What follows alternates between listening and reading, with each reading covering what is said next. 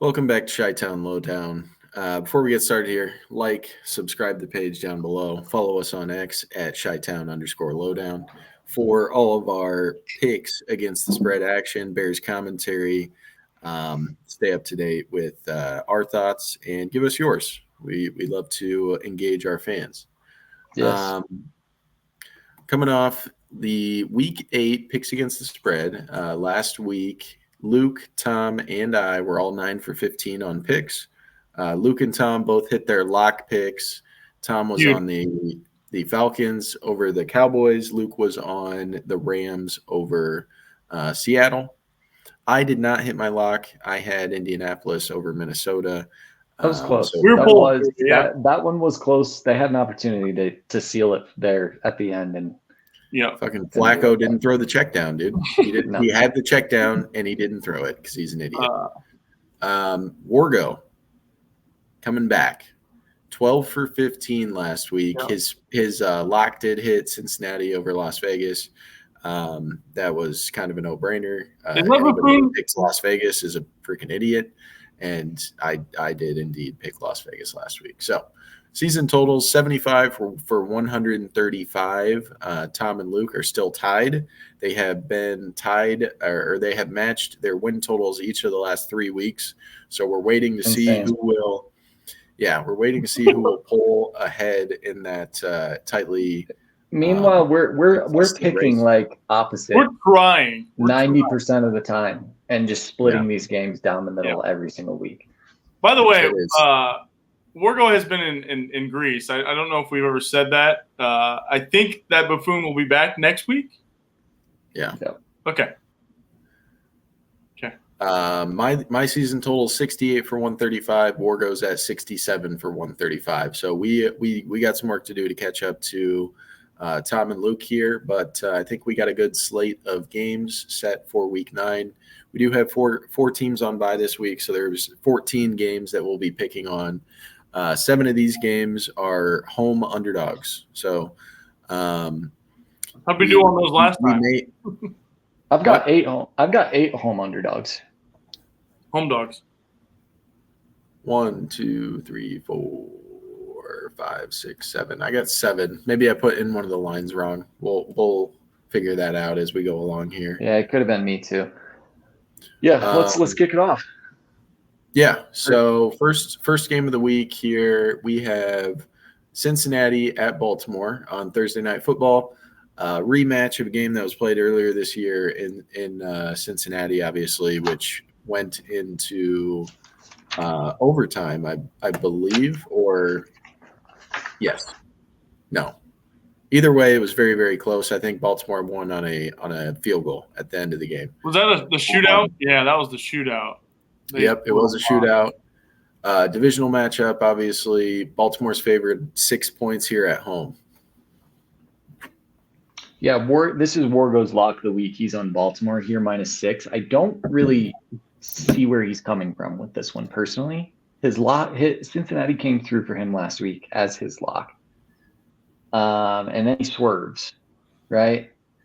And he's back to his old ways. Joe Burrow was pissed off about that win last week. I don't know if you guys saw that, but he was in a bad mood. Yeah. Not happy with the way they played. Well, he's been really sour all year, just kind of pouty.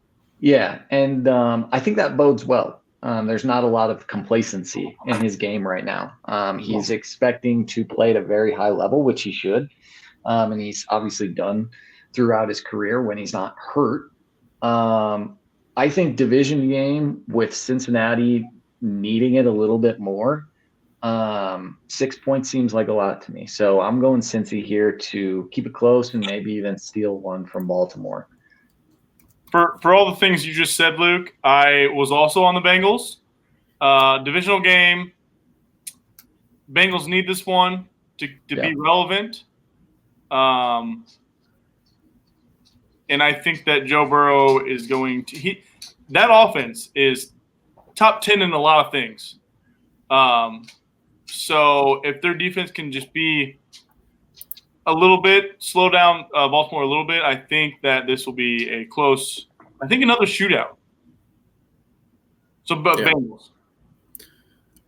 Yeah, I mentioned last week how this Cincinnati offense isn't quite the same without T. Higgins, and this is the first game, or the first game last week was the first game where the Bengals offense actually looked potent without He's him. looking good. It looks like he is going to be out again this week, but now we can have some confidence that even without T. Higgins, and frankly, Jamar Chase didn't score a touchdown, and Joe Burrow had 5 passing touchdowns. So there are other weapons on this offense that are finding their groove. Maybe some chemistry is being built now that we're halfway through the season. Joe Burrow's playing at a, debatably an MVP level. Yeah. If they weren't 4-4, what are they? If they didn't have the record they had, I feel like Joe Burrow might be, in the MVP conversation with like Lamar and Josh Allen.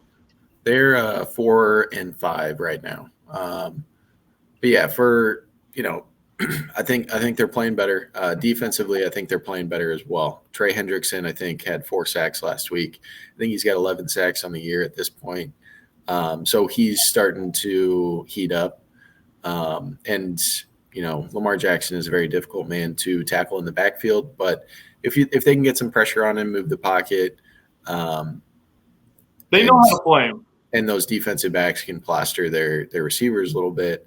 I think they'll give them some trouble. I think it's a high-scoring game, shootout, just like the first one, but I think it's close like the first one as well. So I am going to be on Cincinnati as well. What do we got next? Next, we have the Giants traveling to Carolina. Carolina is a Germany. 6.5. What? Germany. Okay, yes. This is it's the Germany game. All right, yeah. Yeah, this is the game in Munich. You're right. 41 degrees. Ooh. Yeah, so Carolina's 6.5 point underdogs. Giants are favorites here. Yeah, how'd you know?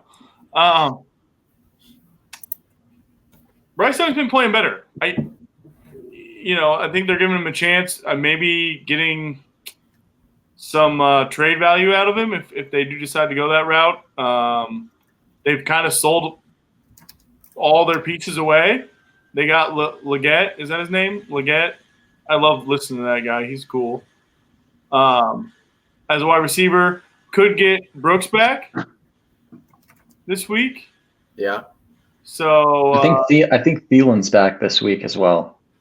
Yeah. So I mean, coming off the IR, they get the win last week against the Saints. They're looking more like a competent offense. I just don't think their defense is very good. This is a tough one. This is another this is a bad Germany. I'm sorry, what is it? 6? 6.5.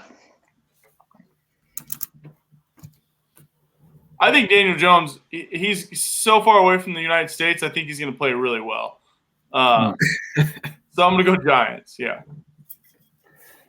Yeah, I think if you're trying to read the tea leaves here, right, I think that you're wanting to go with Carolina, given what they did last week against New Orleans. And, at least personally for me, I like Bryce Young. I liked him when he was at Alabama. I'm not saying I like him in terms of like a future prospect in the NFL. I'm just saying he's a guy that's easier to cheer for. Yeah, he was smiling after he got a touchdown. Like, he's just a little kid out there. Yeah. I mean, I did love his game when he was at Alabama, but obviously the NFL is very different. But I've also liked the way that the Giants have played the last 2 weeks in 2 tough games, one being at Pittsburgh. They lost 18-26, and, they didn't cover in that game. They didn't cover last week against Washington.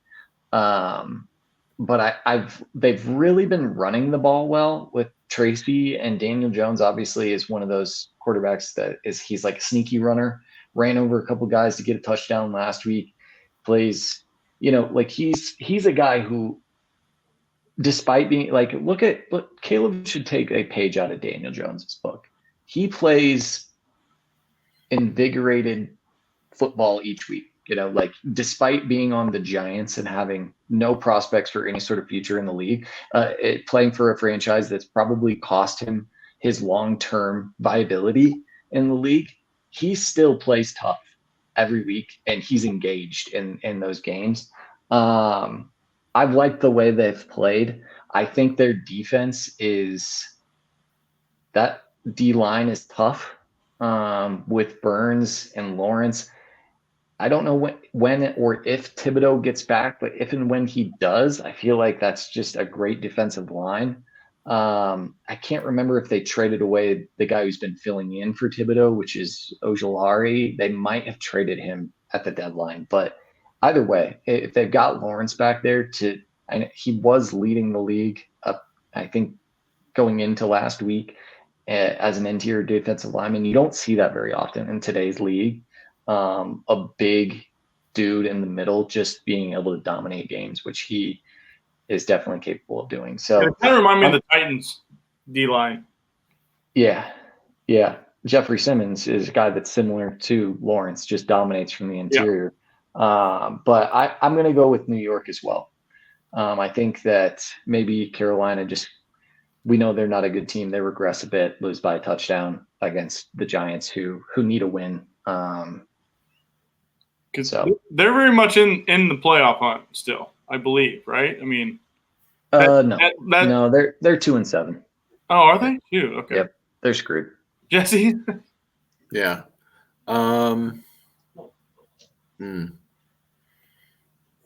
You picked Carolina last week, right? You got those right? I did.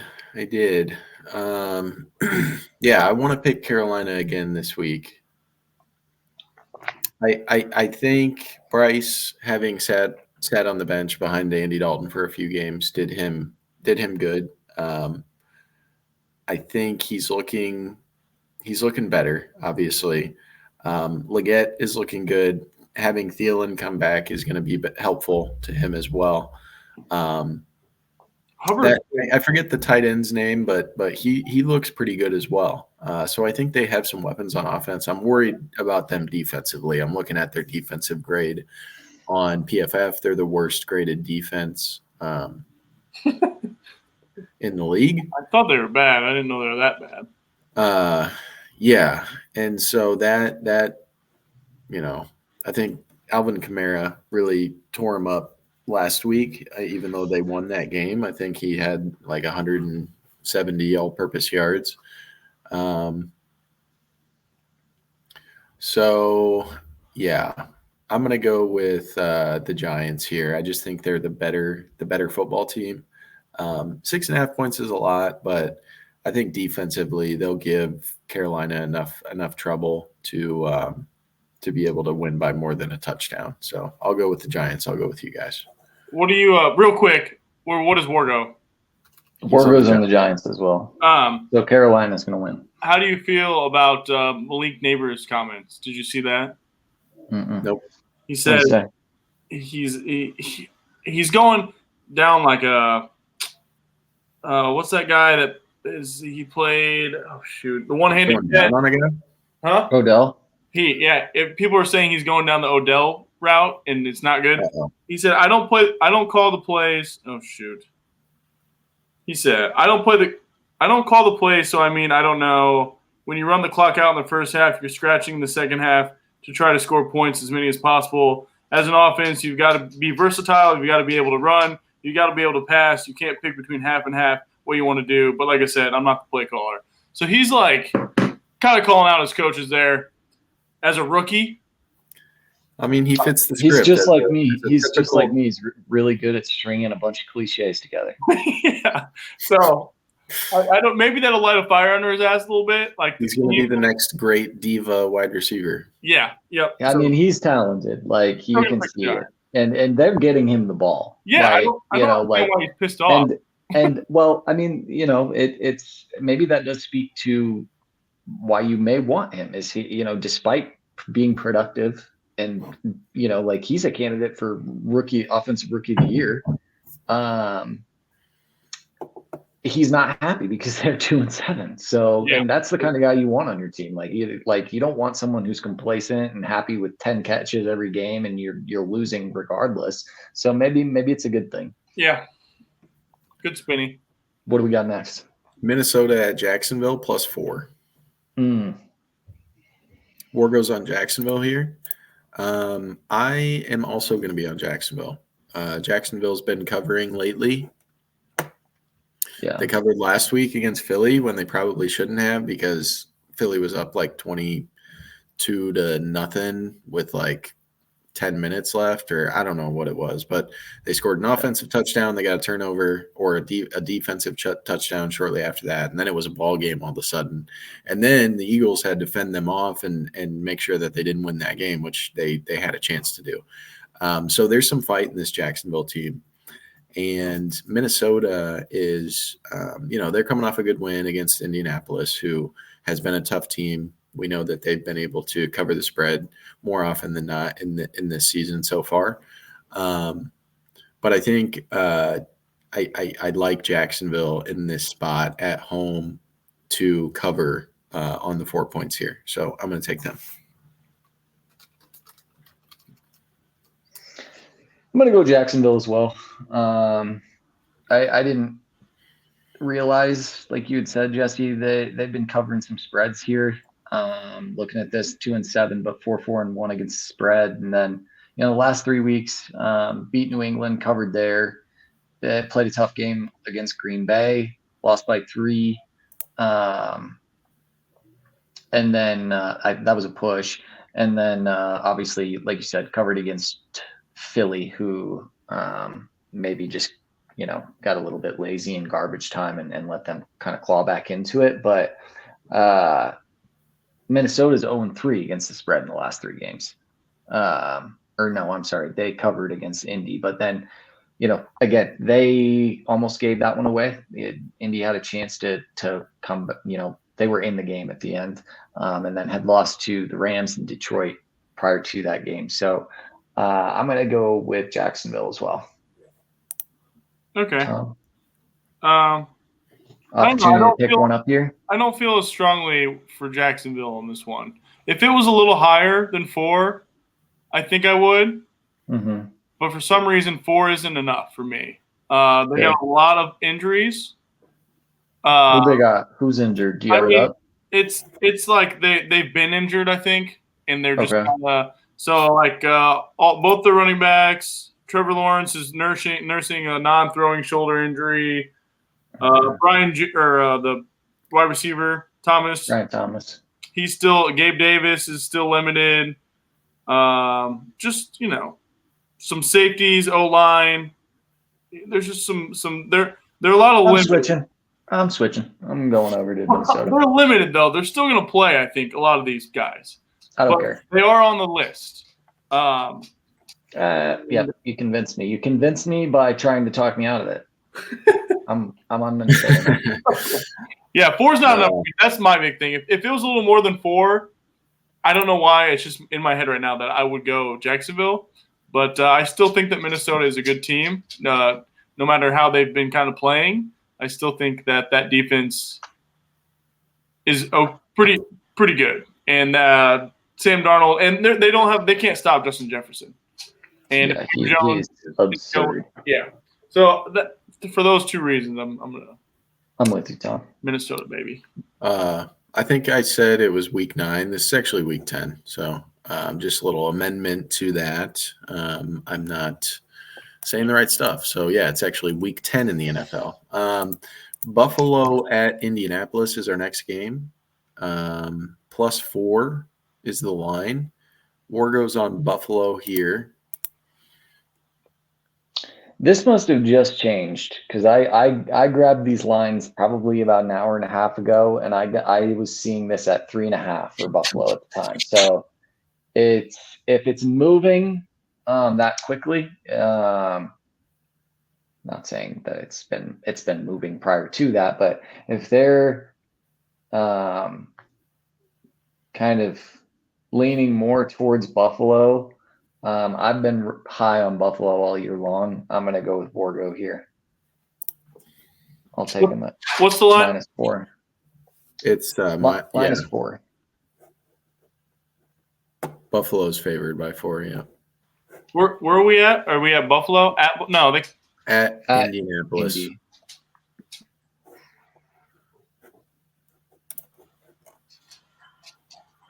I think I gotta go Buffalo as well. Buffalo. Yeah, I'm gonna go on Indy. We talked about how good they've been against the spread. Indy again. I like them at home here. They got a great offensive line. They're going to be able to run the ball a little bit against this Buffalo team. That is true. Jonathan Taylor is looking. Yeah, nice. and I think Flacco has a little bit of a better game. I wasn't super thrilled about how he played in that game on Monday night or Sunday night against Minnesota, but this Bills defense is sneaky good too. Yeah, their offensive coordinator is playing well. They're not great in coverage, and they're not great against the run, I don't believe. Okay. In coverage and PFF, they're 28th. And against the run, they are 24th. So yeah, I mean they can be completely wrong. Okay. They can be exposed a little bit. So I'm going to take Indy. They have no defense. What am I talking about? But they do have Josh Allen, which kind of negates a lot of that. And especially a Josh Allen that doesn't turn the ball over. Crazy. Atlanta at New Orleans +3.5. Wargo is on New Orleans here. That does not make any freaking sense. I mean, Derek Carr's back. It's guys. It's a divisional game, I guess. Divisional game in New Orleans after you fire the coach. This is like you're taking like potions in the video game. You're powering up. You're like, I'm getting ready for battle and I'm dog shit. So I got to make sure I got all the buffs on. Right. And that's what New Orleans has right now. Coach? No, not at all. But it's just how it goes in the league. It's these guys, when you get rid of the head coach, it's his fault. Yeah. It's his fault. Him and Michael Thomas you think for calling Derek Carr out. It's their fault. Michael Thomas, right? Dude. Those were some crazy comments. Yeah. Maybe CTE setting in a little bit early. I hope not the case, but it was Antonio Brown-esque. It's just lay off, okay? Not that I'm, a stan for Derek Carr, but it's just like, dude, chill. We need. I'm gonna take New Orleans to cover here at home, coming off the firing. I just think it's going to be a motivated team.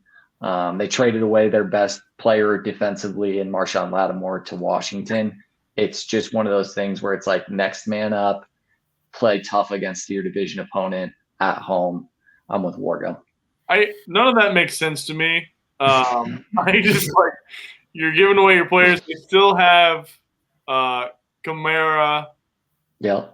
And like I said, Derek Carr, second week back, should be a little better this week. But like, it is at home, like you said. But 3 points, 3.5. That just it seems like I don't know. That's too low for me. These spreads they're not making sense to me this week. Well, Tom, I know you're not a huge gambler, but this is about the time of the year that Vegas starts to really get tuned in. And if you pay attention to these spreads sometimes, it's just like, I don't get how they're hitting these so on the head. Yeah. And so it's just, Vegas is Vegas for a reason, right? Like, and I think you might start to see some of these spreads where, 2-3 weeks ago, you're like, oh yeah, like I feel comfortable going this way or that way. Whereas now it's like, it really puts you in a bind. Why are the Bears favored so much this week then? That's a good question. That's an we'll get to that one, but I'm going to go.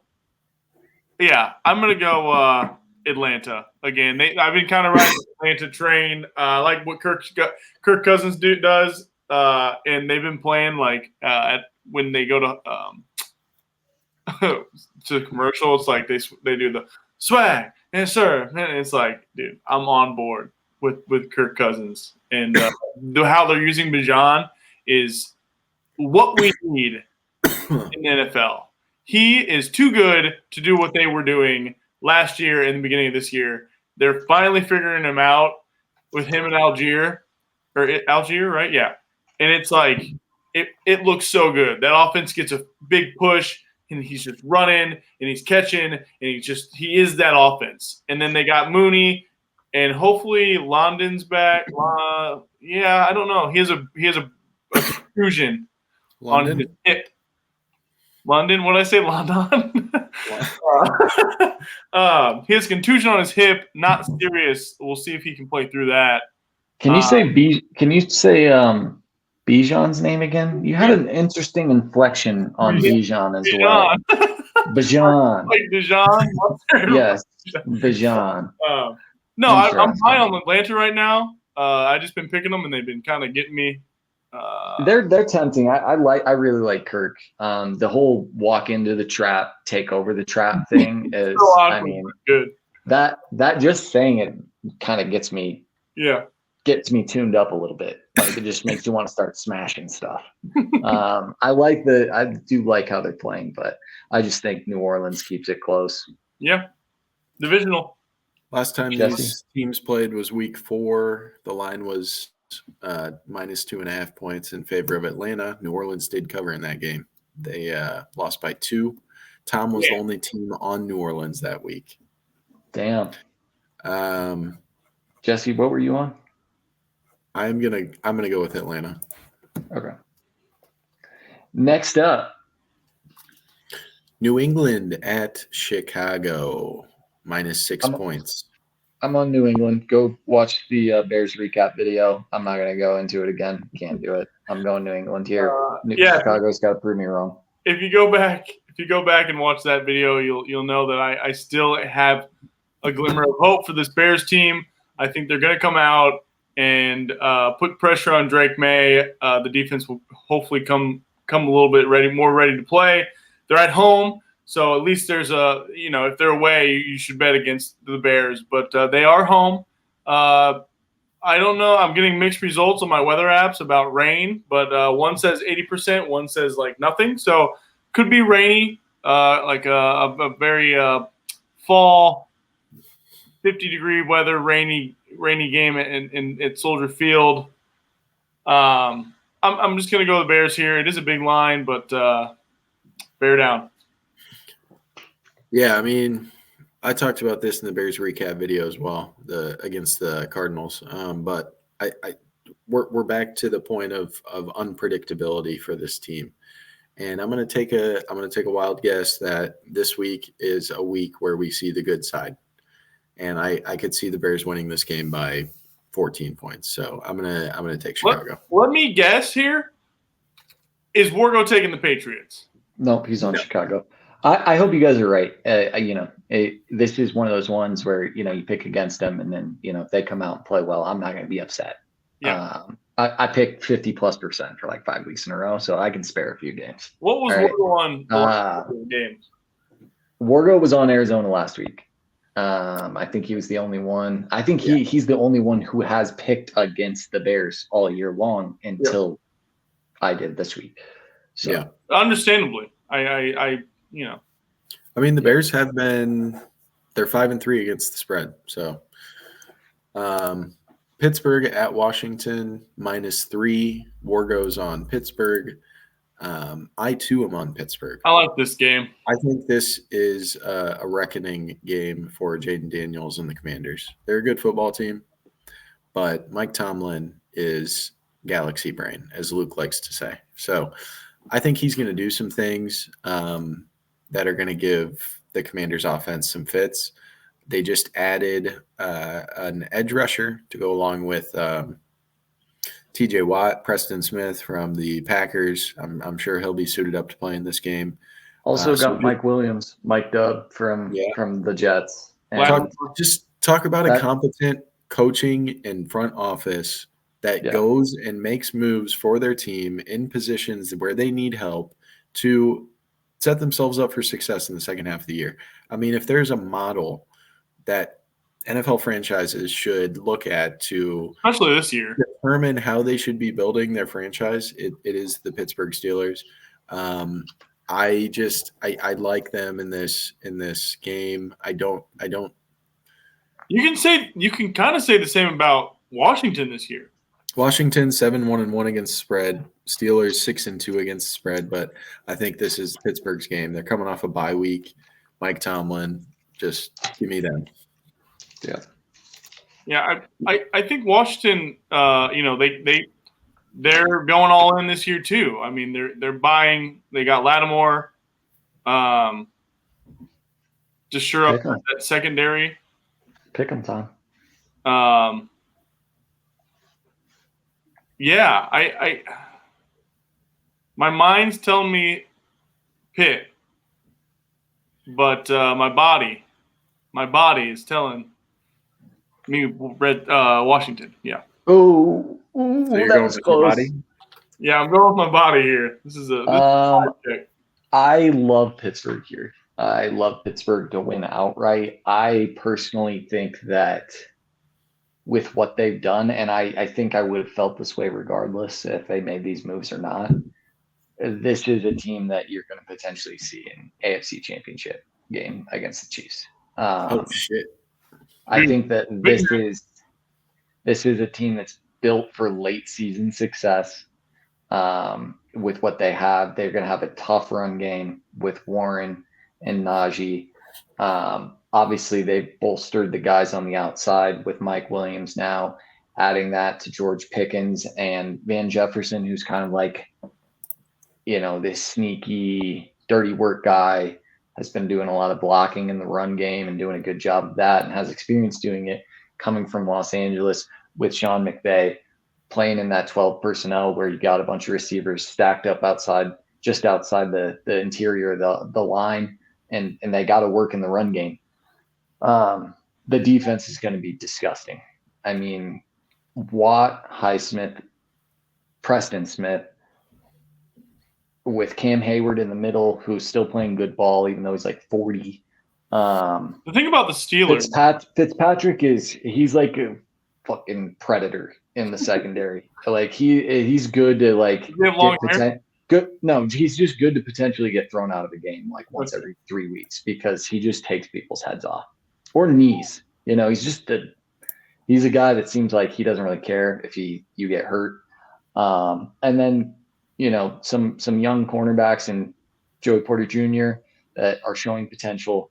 I just think it's a team with Tomlin at the helm I think they're going to make a run this year. The thing that's going to be crazy about the whole thing is this move that happened a couple of weeks ago with Wilson at quarterback. I think he's going to like these shots. Pickens is the ultimate deep ball guy right now. Like he is so good, and Wilson with these deep shots, he still got it. He can throw these Collinsworth moon balls, and it's tough. So I'm going Pittsburgh. I was going to say the thing about Pittsburgh that everybody always says is their defense is good and their offense sucks or whatever. Their defense is really good and their offense is pretty okay with Pickens and Russell in their run game. So this will be a fun game. This will be a fun game. I was going to ask before I made my pick, is this home or away? Who's home? It's at Washington. Yeah. Okay. So you sticking with it? Yeah.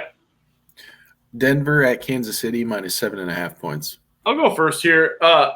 Denver, I was saying, was a good football team last week. Now I'm a little bit skeptical about that.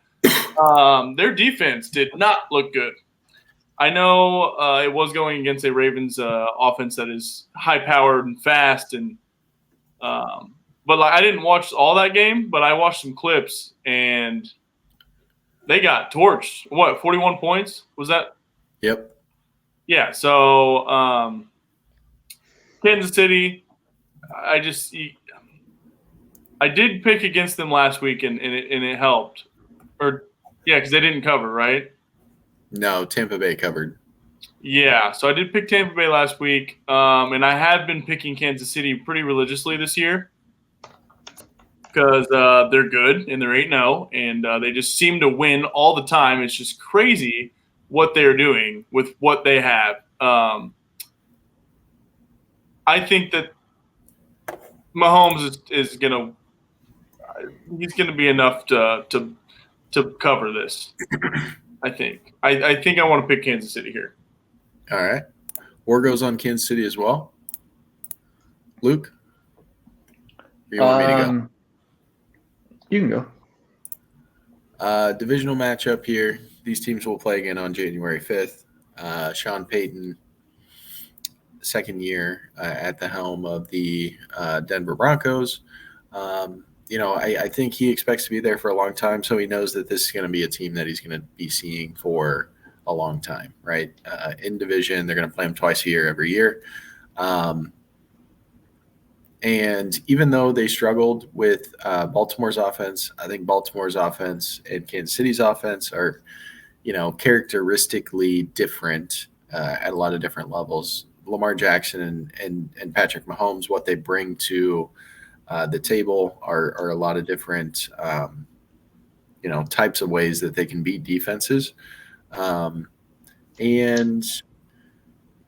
Kansas City, of course, is undefeated right now, but they are 4-3-1 against the spread. Denver's 6-3 against the spread at this point. I like Denver in this, with it being a divisional game, with Sean Payton wanting to make a statement in the division. I'm switching. I think I'm going to go with them. I'm switching to Denver as well. Smart. I think the divisional game, six is too much. Now that I think about it, it's 7.5. 6 is too much. I've got 8. So this one's going in the opposite direction. This one's going closer. Or wait, I'm sorry. You said 7.5. Yeah. So that they like Kansas City here.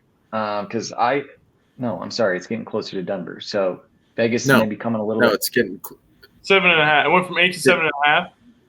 Yeah, I have it at 8. It became more 7.5. It became more favorable for Denver if it went from 8 to 7.5.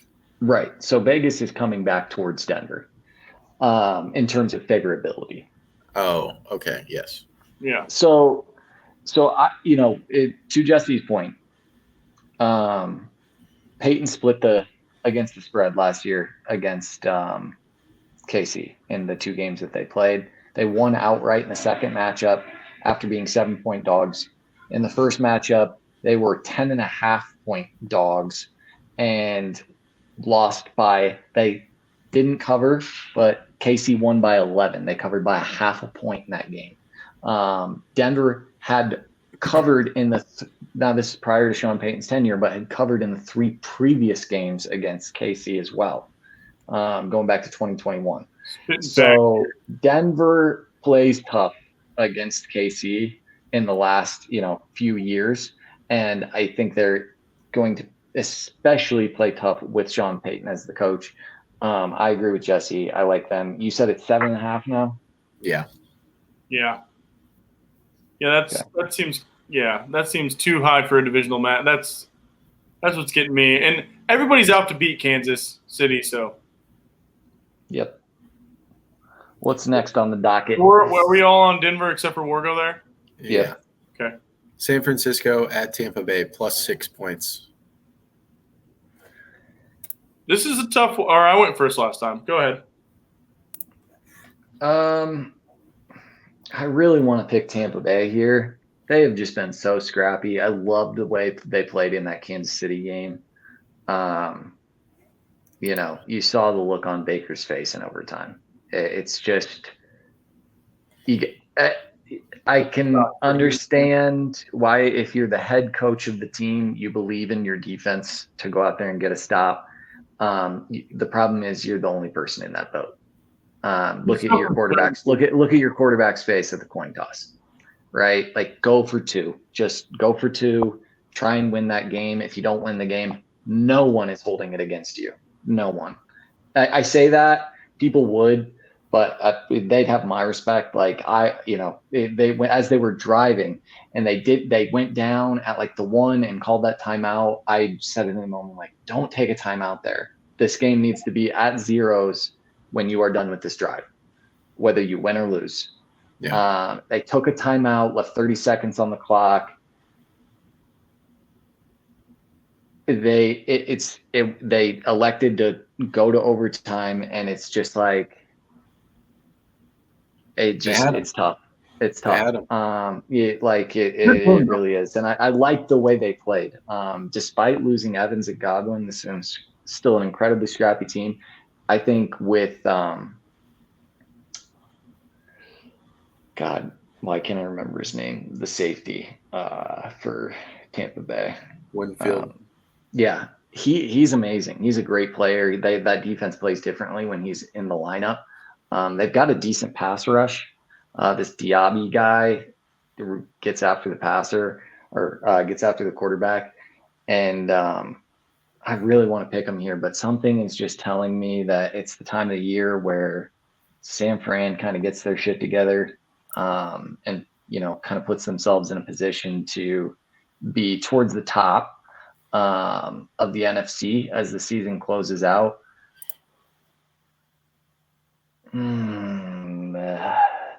War goes on San Fran. Mm-hmm. This is tough. This is really tough. Talk about your mind telling you no and your body telling you yes. This is one of those. Yeah. What do you guys think? I'm leaning towards San Fran for some reason. McCaffrey's coming back, possibly. That could help him in the red zone. I know they've been struggling in the red zone. Purdy just needs to not turn over the ball. I think they got a lot of their players are healthy. Debo's healthy. Kittle's, I think, healthy. Juwan Jennings is coming back, I believe, as well. Yeah. I think where are they playing at? Tampa Bay. Ooh. They got the cannons firing over there. San Fran hasn't won back-to-back games this year. This is an opportunity to win their first back-to-back games. I'm going San Francisco. Oh, that makes me not want to pick them. This is a tough one. But Baker Mayfield is such an unknown. He's been playing really well this year. Yeah. But they are so down. I just can't. What's the way? I do really want to pick Tampa Bay here because they have played really well against good football teams. They beat the Commanders. They beat the Lions. They beat. That is crazy. Didn't know that. Who else? I mean, they played really tightly with Baltimore. They beat Philly by almost 20 points. They beat Philly before they righted the ship. They actually, the game against Baltimore, on Monday Night Football was not competitive, but they did make a late run where they sacrificed Chris Godwin. Yeah. That's a good way of putting it. I think San Francisco probably goes into Tampa Bay and wins this one makes a statement here. So I'm gonna go with them.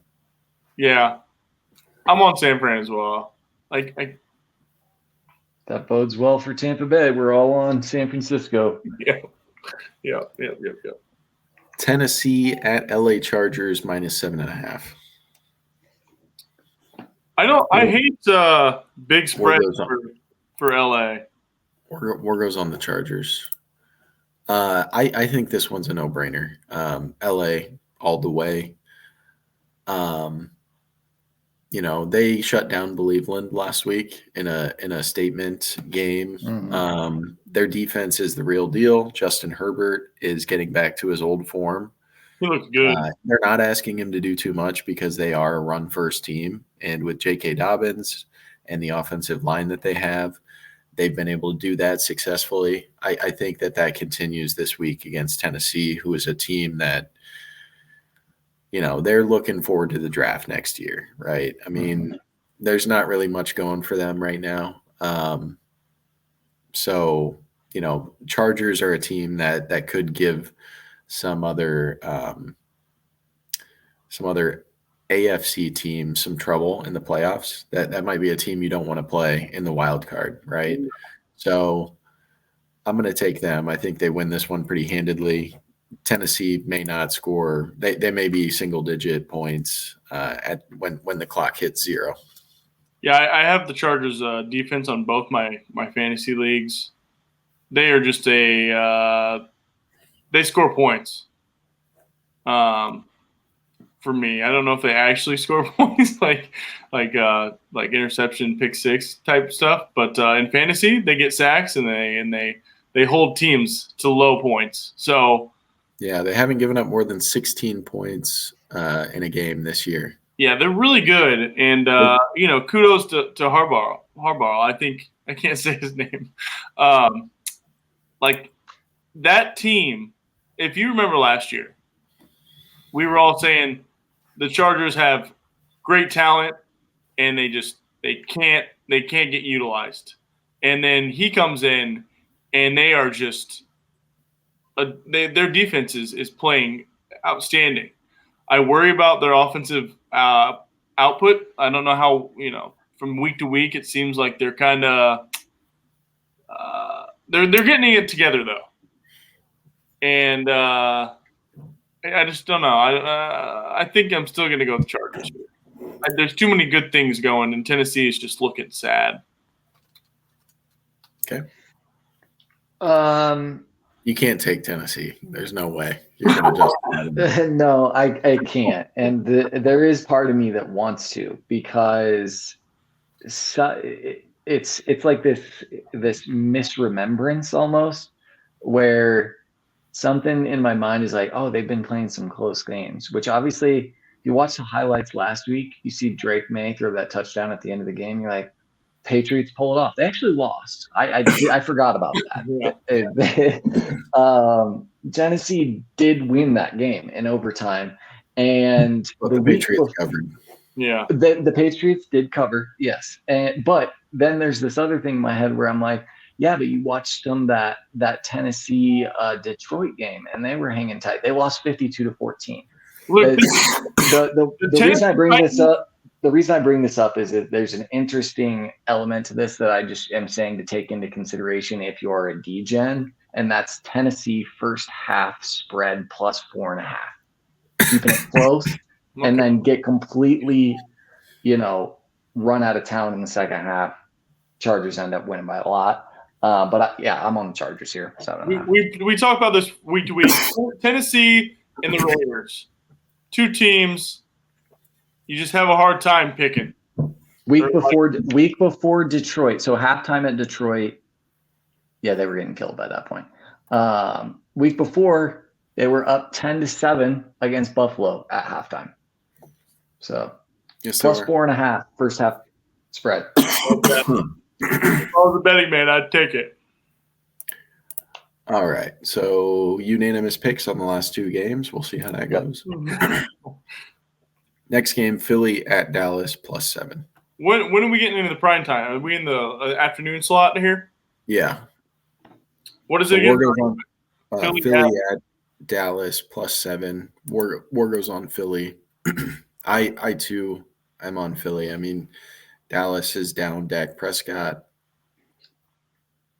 and they're bad. They're and Philly's been playing good, so I'm going to take Philly.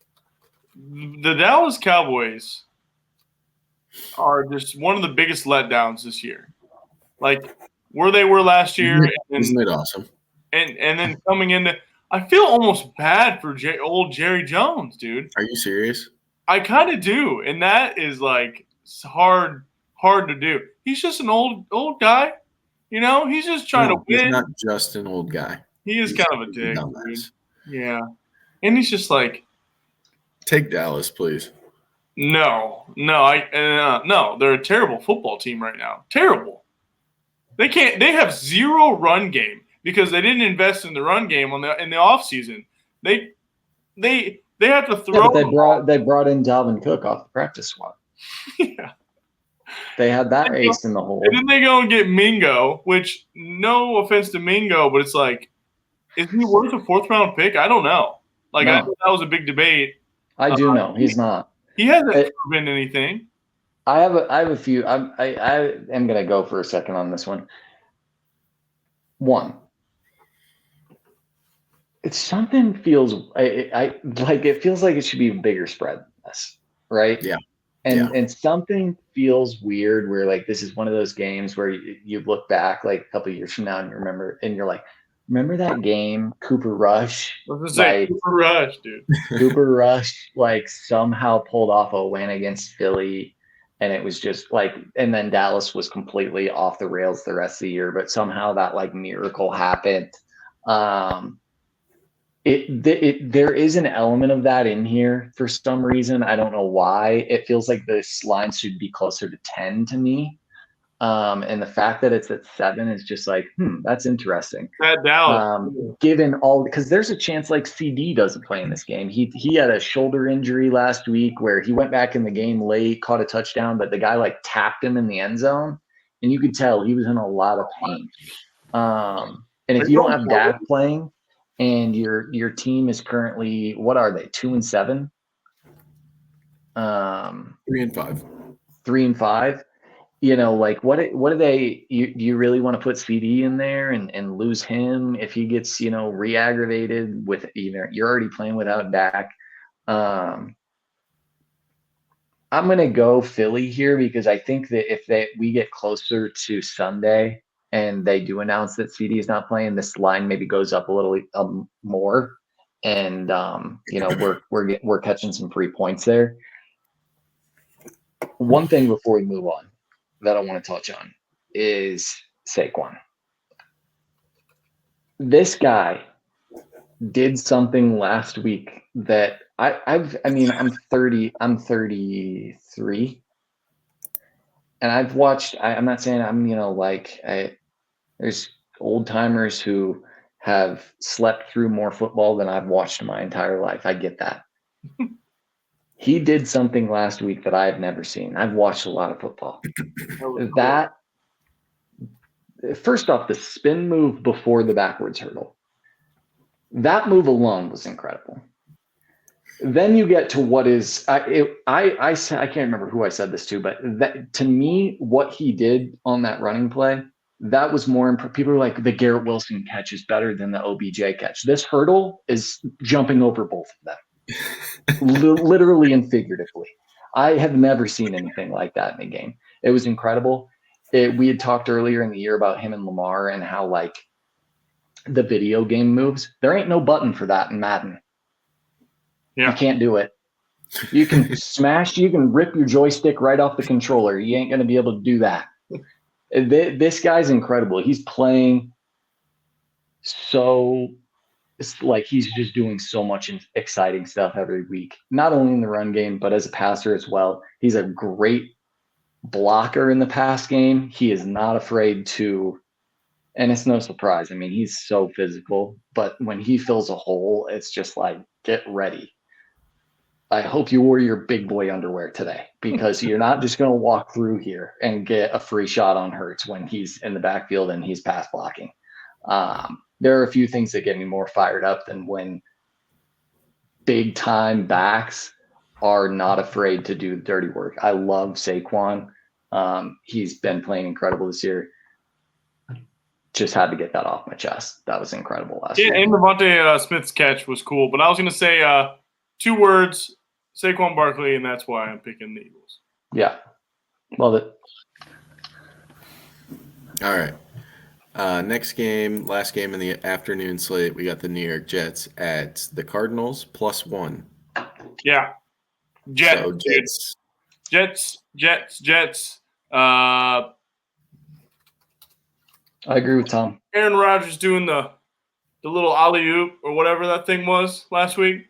They were having a little bit of fun, and it seemed like they had some vibes going with the coach and Aaron and Devontae got his touchdown, and then Wilson's it opens up Wilson.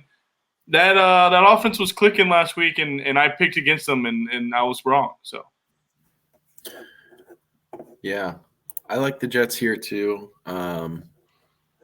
I will say they started off slow again. It wasn't really they didn't really get going until the second half, but once they got going in the second half, it was like, okay, that's Aaron Rodgers. That's what we were expecting all season. So I think that is going to continue. Having said that, this Arizona team is now on a 3-game win streak. Obviously, they took care of the Bears pretty handedly last week. Beat the Dolphins by 1 point and Tua's return, and they beat the Chargers team that we were talking about so highly of by 2 points a few weeks ago. So this team's going to have some confidence coming into this. It is a home game for Arizona. Kyler Murray's pretty incredible himself, but the thing about what they're doing with Kyler right now is they're not asking him to do too much. They're leaning on the run game. And, if he can make those off script plays from time to time, then that's great, but it's not something he needs to do all the time. It's kind of like what the Bills are now doing with Josh Allen. They're taking away the Superman cape. They're saying, look, like, you're an excellent player, but we have this is how we're going to run the game from now on. We're going to focus on the run. We're going to do some other things to take some pressure off you. And I think that's really benefiting Kyler, even if he's not putting up eye-popping numbers, because he didn't do that last week. But having said that, the Jets, I think, still have playoff aspirations here, and they gotta continue to win these games to make that a reality. So I think this is one they need to win, and I think they do win this one. Jets are a must-win almost every week now. Wargs on Arizona here. I'm on the Jets. I agree with you guys. Jesse, good point about the slow starts. I think that we are going to approach a point, though, with Adams and Rodgers where it's like they're hitting on 50% of those back shoulders right now. Yeah. And that percentage is going to start going up. And there is, just from the days of Rodgers being in Green Bay, I can tell you right now that there has, even with Mahomes in his prime, there is never, in my experience and from what I've seen, there's never been a combination of like just complete being on the same page and just knowing where that ball is going to be in terms of placement like those two had when they were really clicking in Green Bay. Yeah. And I don't see from a like a physical aspect of their games that they're older, obviously. They may not be at the same caliber that they were 4 or 5 years ago. But they still have it well enough together to be able to improve upon that and shake a little bit more rust off. And I think once they start clicking, it's going to be like, it's going to feel very deja vu. And Tom, you bring up a good point too. I mean, Wilson as your 2 that's a really, really, really good 2. And then obviously that opens up a lot of stuff for Breece Hall and their defenses. One of the better defenses on paper in the league. So Arizona's just been playing these games too close. 2 walk-off field goals, and then you beat the Bears by 20 points. I don't care. I don't care about the Bears win. So I'm taking the Jets here, and then I'll probably take this as my lock. All right. It's surprising with Pittsburgh back in the mix. I know. If that game were like, if it wasn't 3, if it were like 2.5, I'd probably lock in Pittsburgh. But yeah. Detroit. This is Sunday Night Football. Detroit at Houston -3.5.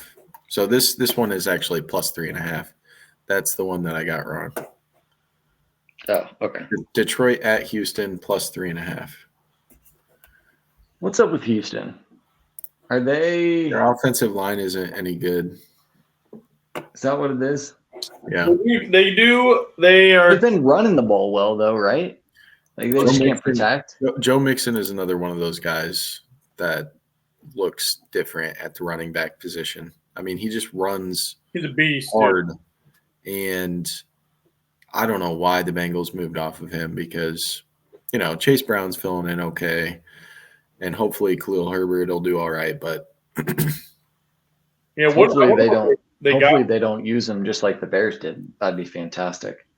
If Chase Brown can keep getting 30 touches a game, that's good for me. Nico Collins, I think, is coming back this week, by the way. He actually he's on my fantasy team now, and he didn't practice today. So not a good sign. His projected points are down to 0, so he may not play. And I think that's going to be huge because this Detroit Lions defense is susceptible. Obviously, they're improved now with Zadarius Smith filling in Aiden Hutchinson's position, and then this game is being played in a dome, as we know. But it didn't matter. But yeah, it didn't matter. Right? They're not a dome team. They're just a freaking good team, dude. Yeah, and I don't know. I can't pick against Detroit. Their offense is too high powered. Nobody can stop them right now. So with the Houston offense not being at full strength, I just don't think they have enough to keep it close. So I'm going to take Detroit. Yeah, I was watching. I was watching the Texans game. I think I watched the whole game, and C.J. Stroud was getting beat up, and he was on the ground a couple times for a while. And I think it's kind of getting to him. He's still a young player, and when you're getting hit that much and running around as much as he is, even with a good running game that they have, it takes a toll throughout the season. And when you're going up against a good team, you can't, there's only that can only get you so far. And this Detroit team is Super Bowl aspirations with going and getting that edge rusher. They're for real. That was just a solidified. We're going for it this year, Detroit. So yeah, they're just good. And I hate that they're in the Bears conference, but yeah, I got to go Detroit as well here. This one's it at first glance I'm just like, okay, take Detroit. There's a few elements. One, I'm just kind of playing the numbers here. I'm looking, and I so far am on one of the 8 home dogs, and if I'm looking at for home dogs that are pretty legit teams, obviously Houston's one of them. They're getting 3.5 points at home. Detroit could win on a late field goal. They still cover. And this is obviously Ben Johnson's been getting a lot of attention this year for and deservedly so, for what he's been doing with Detroit. Bobby Slowick for Houston is kind of like that next guy in line in terms of young offensive minds. I think you could see a Texans offense that's kind of schemed up and humming pretty well this week to try and keep pace with the Lions. The last thing I'm going to take Houston. Well, the last thing I'll say is props to the Lions. I've been talking about it all year. Their dome team. I didn't actually get to watch any of the game against Detroit because I had the quad box going, and then they had the Detroit game as the local channel, so that I didn't get that on the ticket, and then so I just ended up not watching it. But obviously, I saw that Detroit, took care of business against Green Bay. Good on them for playing such a great game against the Packers at home. But yeah, I'm going to go Houston this week. Look, if you could just take a picture and put a picture of the quad box in the comments, that'd be great because I want to see this thing.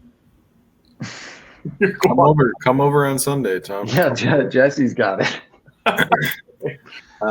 Monday Night Football, Miami at LA Rams, -1 point. Wait, is the quad box like a what is that?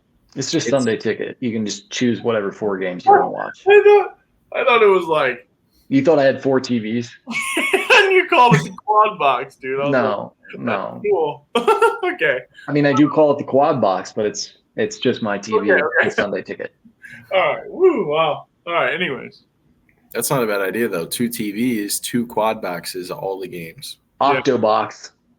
Octobox. I think the guy from Red Zone has that trademark though. Chris Hansen or whatever. I'll have to edit that out. Yeah. Sorry, Chris. War goes on Miami in this one. Miami 0-2 since Tua's return. 2 close games that they have lost now on last-second field goals to the Cardinals and to the Bills. The Rams obviously are clicking as well. They're in that highly contested NFC West division, which is very close right now. And so they've still got playoff aspirations. The Dolphins now are sitting at 2-6, and they've got a bit of a more difficult road. And we're starting to look at must-win territory for them. And obviously the offense has looked much, much better since Tua's return. I am going to trust in that and that they are going to win one of these close games.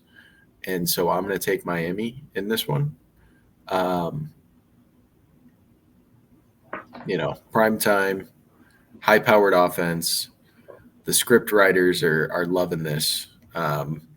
Both teams, frankly, are high-powered offenses, but the Miami Dolphins, right? There's a little bit of sex appeal to that. So I think they come out on the winning side of this one. Luke? Yeah, so the Rams are 4-4. Obviously, Jesse just talked about NFC West being competitive right now, and not really nobody really running away with it at the moment, given kind of San Francisco's slower start in comparison to recent years, and then the Cardinals being scrappy, they're in the hunt. Seattle's a legitimate team as well. Want to go Rams here because they have the pieces, but I even wrote my name down for the Rams already. I'm starting to wonder. I like what I losing to the Cardinals for the Dolphins was a tough loss. Obviously, that was a walk-off. They played a division game tough against the Bills. They were going punch for punch with them. Again, walk-off. Like, that's tough. At 2-6, you lose this game in that division with the way the Jets are starting to pick it up. Like, it's pretty much you're done for. Obviously, the Bills are most likely going to win that division, but if you don't win this game, if you're the Dolphins, it's lights out pretty much if you're 2-7.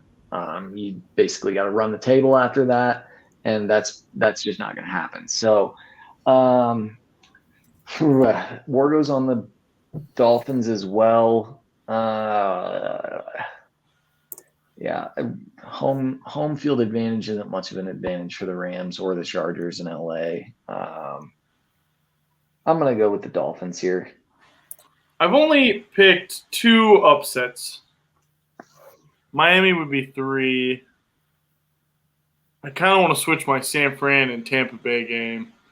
This is what happens when you start looking at – I'm trying to lock my pick in, and now I'm like, I can't do that to myself. I haven't been doing that, and I've been okay. But I don't like picking the favorites for all the games. That's no problem. I do like you starting to second guess yourself, given the fact that we've been neck and neck for what seems like 3 years. Well, this one I'm pretty confident on. I want the Rams. I think Puka Nacua is going to be a little pissed off. I think he's going to come out a little more refreshed. It's a Monday. He's had a little extra time to rest that knee. Matt Stafford going to do Matt Stafford things. Kyron Williams looking great as always. And then Cooper Kupp. I mean, they got so many offensive weapons. I think that defense for the Miami Dolphins is kind of been hit or miss a little bit this year. I don't know if that could be false news, but it just seems to me that they've been kind of up and down. At least for one game, they've been bad. So other than that, I'm going the Rams. That's a body move as well. I think that's a body feeling. Rams. We need to do our Our locks. Oh no. Yep. So War goes on Baltimore for the Thursday night game. Luke is on the Jets over the Cardinals. I'm going to go ahead and steal the Steelers since he's not on them for my lock this week. Love that pick. Yeah. Love that. Yeah, I wish it was at 3. If it were 3.5. Yeah, I wish it was at 2.5. I'd take it, but you think the Steelers are going to win outright? What does it matter? Well, the Commanders are a good team. They're a good team. They've proven that, and it's like rip Jaden Daniels' head off. Yeah, God, I'm kind of wanting to switch, but I'm just going to stick with the Jets because I think they will cover as well. And I've got all year to take the Steelers. Yeah, I just take I think they could give the Chiefs a run for their money in the AFC Championship game. I think they have that sort of potential. Tom, did you settle in somewhere? I think so. Let me. Okay. He's writing something down. Give me the. Oh, you got the thing. The Chargers. Lightning bolt. Chargers, baby. That's a big spread. That is a big spread, and I think they're going to do it. That was probably going to be my second choice, to be honest. All right. Any closing thoughts? I'm getting Saquon's sick. Huh? The reverse hurdle is. I've been trying to come up with a creative name for the reverse hurdle, since Sunday when it happened, and I just can't put my finger on it yet. But I have a feeling I'm getting really close to something revolutionary. And then you can trademark it and sell it, and add it to the Madden book of repertoire or the whatever, the Madden playbook. That's the thing. That's what I was saying earlier in the year with him and Lamar. Technology for mankind is not advanced far enough yet to be able to replicate what those guys can do in a video game. Yeah, it just hasn't. You can't do it. It's incredible. It was cool. All right. Well, thank you for tuning in to our week 10 picks against the spread. Stay safe out there. And tune in to the X page, Chi-Town_lowdown, for our updates as we approach the games this weekend. Thanks. Like and subscribe.